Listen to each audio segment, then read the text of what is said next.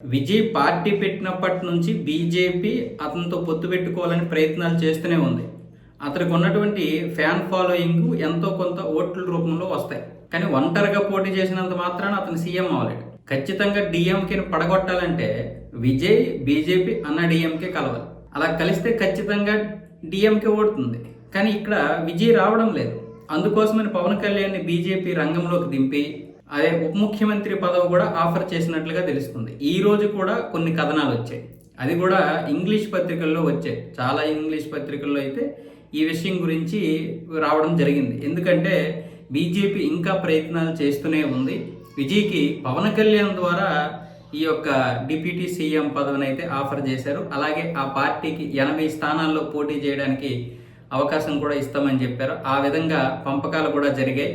కానీ విజయ్ మాత్రం ఎక్కడ సానుకూలంగా స్పందించలేదన్న విధంగా తెలిసింది. అయితే విజయ్ నిన్నే చెప్పేశాడు, నేను బీజేపీతో పొత్తు పెట్టుకోవడం లేదు, సైద్ధాంతిక సిద్ధాంతాల పరంగా నాకు అది శత్రువు, కాబట్టి ఎక్కడా కూడా మేమైతే పొత్తు పెట్టుకోము, ఆ పార్టీ కానీ నేను కానీ అఫీషియల్గా చెబితేనే మీరు నమ్మండి అని తన కార్యకర్తలకి అభిమానులకి చెప్పేశారు. అయినా సరే ఇంకా కొన్ని వార్తాపత్రికలు ఈరోజు ఈ విషయాన్ని వండివార్చాయి.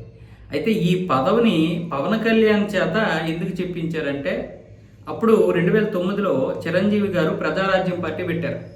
ఆ రోజు ఏం జరిగిందో ఆ ఎన్నికల్లో మీరంతా చూశారు కదా. కేవలం 294 స్థానాలకి 18 మాత్రమే గెలవడం జరిగింది. అంటే ఆ రోజు త్రిముఖ పోటీలో ఆ విధంగా జరిగింది. ఇప్పుడు కూడా అంతే.